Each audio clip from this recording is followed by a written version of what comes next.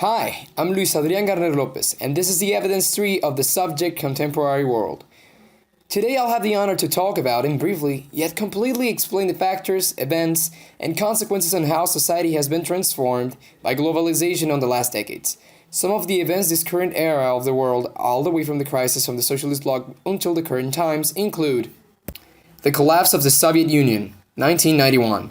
After a long time of frustration with the bad economy, the tough government and the approach of the Soviet satellites by Gorbachev, the Soviet Union received a series of independence movements by citizens, leading to its collapse. The creation of the World Wide Web as a public service, April 30, 1993.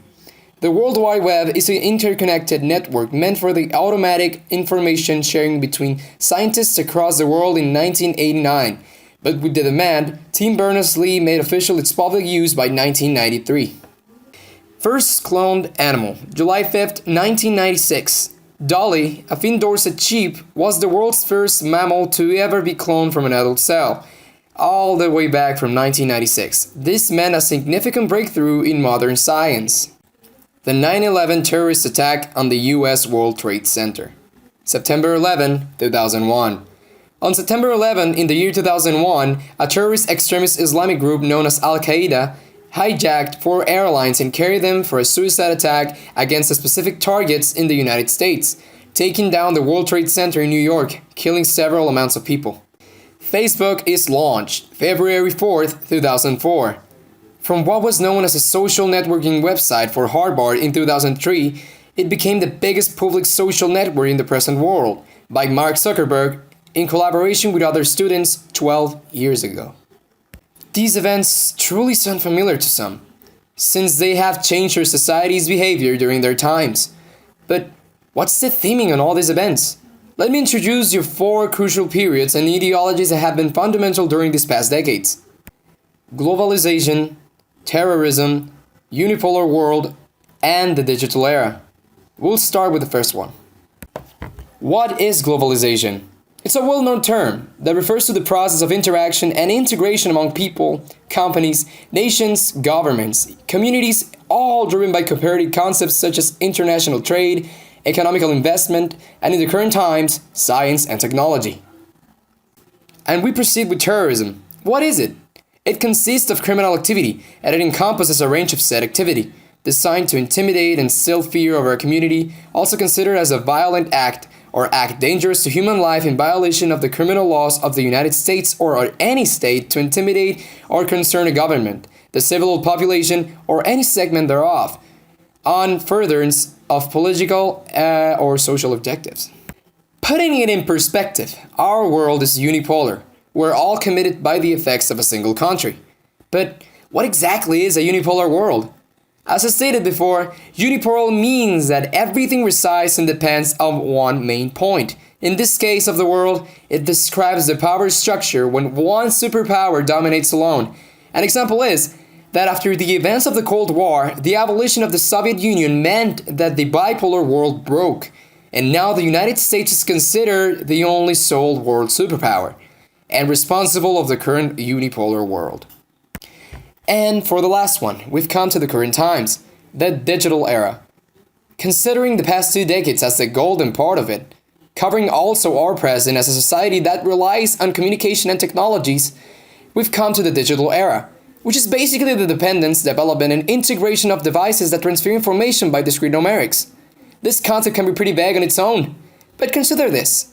The creation of the internet, the cell phones, computers, TV, electronic devices, router, tablets, video games, and all the social online networks you could imagine englobe what the digital era really means to the world, especially on the current times. As we continue with this topic, we are connecting the dots with the events that were mentioned at the beginning. As the example, all enlisted events at the beginning correspond to the effects of globalization. The fact that this is a series of events having spread unknown all over the world, affecting it in some way, even though they happen in particular areas of the world, is an effect of a more connected world dependent on each other. A national problematic can become a global one. When it comes to terrorism, the 9/11 attack of the World Trade Center in New York is a very critical example of the radical, violent actions a terrorist group can take in means of different factors we will discuss in a bit more. A unipolar world event is the reason the United States is the sole world superpower, and it is the collapse of the Soviet Union on 1991. In the digital era, many major events have come to take place during these past decades. The creation of the World Wide Web as an interconnected system network we use today, and the creation of Facebook in 2004 as the biggest social network in existence are some examples. And in order to find a less doubtful piece of information of these eras, let's answer the following questions.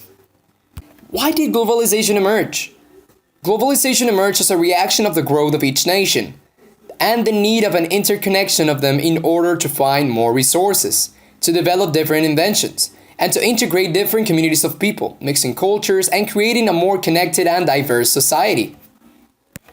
In most cases, what caused the terrorist attack of the 20th century? A social, political, and ideological injustice. Groups of people that, according to their beliefs, consider terrorist actions in order to have the correct approach in society and trying to prove the attacked people that their beliefs are wrong, as well as the belief that violence will be effective and their means justify the ends. How does the end of the Cold War relate with the unipolar world? With the collapse of the Soviet Union in a period of bipolarity, having it and the United States as the two world superpowers, considering very different ideologies, Russia was left alone without any of its allies afterward, being now completely defenseless against its Western counterpart. And then the United States turned the unipolar world. How has the digital era influenced today's society? We all live connected, and thanks to those connections, all sorts of information can be spread in an instant to the web, and it's completely free for the world to use. That pure, simple, instant virtual platform changed the game. Now people are more aware of the world's situation, as well as the relation between each other and relatives in other parts of the world.